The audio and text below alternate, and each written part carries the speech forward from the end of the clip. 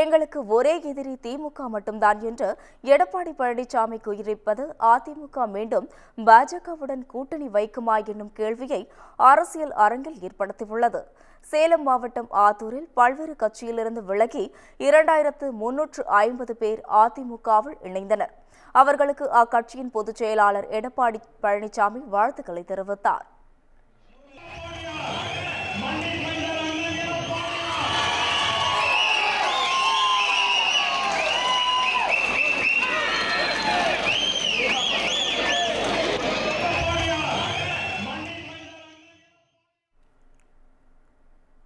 தொடர்ந்து அவர்கள் மத்தியில் பேசிய அவர் 200 தொகுதிகளில் திமுக கூட்டணி வெற்றி பெறும் என முதலமைச்சர் பொய் கூறுவதாகவும், வாரிசு அரசியலுக்கு முற்றுப்புள்ளி வைக்கும் தேர்தலாக 2026 சட்டமன்ற தேர்தல் இருக்க வேண்டும் என்றும் தெரிவித்தார்.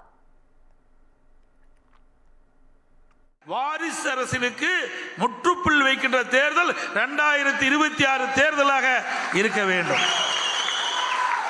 மன்னர் ஆட்சிக்கு முடிவு கட்டுகின்ற தேர்தல், குடும்ப ஆட்சிக்கு முடிவு கட்டுற தேர்தல் வருகின்ற 2026 தேர்தல்.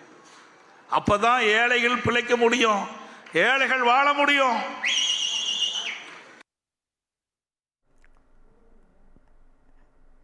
பின்னர் செய்தியாளர்களிடம் பேசிய அவர், எங்களுக்கு ஒரே எதிரி திமுக தான் என்றும், ஓட்டுகள் சிதறாமல் ஒருங்கிணைந்து திமுகவை வீழ்த்துவோம் என்றும் கூறினார். திமுக திராவிட முன்னேற்ற கழகத்தை வீழ்த்துவதற்கு தயாராக இருக்குது. எங்களுக்கு ஒரே எதிரி திமுக தான், மற்ற எந்த கட்சி எங்களுக்கு எதிரி கிடையாது. புரியுதா? திமுக வீழ்த்த வேண்டும், அதுதான் எங்களுடைய குறிக்கோள். ஓட்டுகள் சிதறாம, அந்த சிதறுகின்ற ஓட்டுகள்லாம் ஒருங்கிணைந்து திமுக வீழ்த்துவதுதான், மக்கள் விரோத ஆட்சி வீழ்த்துவதுதான் அண்ணா திமுக தலையாய கடமை. அதுதான் நாங்கள் வருகிற 2026 நடக்கும். பாஜகவுடன் கூட்டணியா என்னும் கேள்விக்கு நேரடியாக சொல்லாமல் மழுப்பலாகவே பதிலளித்தார். எல்லாமே யூகத்தின் அடிப்படையில் கேட்கிற கேள்வி.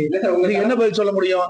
நாங்க தான் சொல்லிட்டோமே, யாரெல்லாம் அங்க இருக்கிறாங்க, யாரெல்லாம் இங்க இருக்கிறாங்க, எல்லாம் 6 மாசத்துக்கு முன்னால சொல்லப்படும். இது ஒன்றும் மறைச்சிட்டுலாம் செய்ய முடியாது. வெட்ட வெளிச்சமா செய்யப்படும், செயல்படுத்தப்படும். இதுல எந்த ஒரு மாற்று கருத்தும் கிடையாது. தற்போது இதுதான் நிலை. இன்னும் 1 வருஷம் இருக்குதுங்க தேர்தலுக்கு.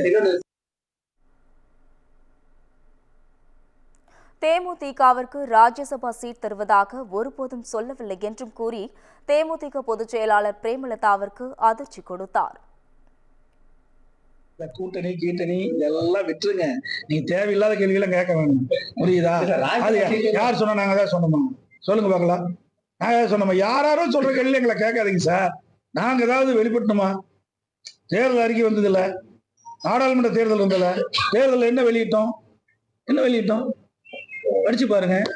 அப்படிதான் நடந்தது. வாரிசு அரசியலுக்கு முற்றுப்புள்ளி வைக்கும் தேர்தலாக 2026 சட்டமன்ற தேர்தல் இருக்க வேண்டும் என அதிமுக பொதுச் செயலாளர் எடப்பாடி பழனிசாமி தெரிவித்துள்ளார்.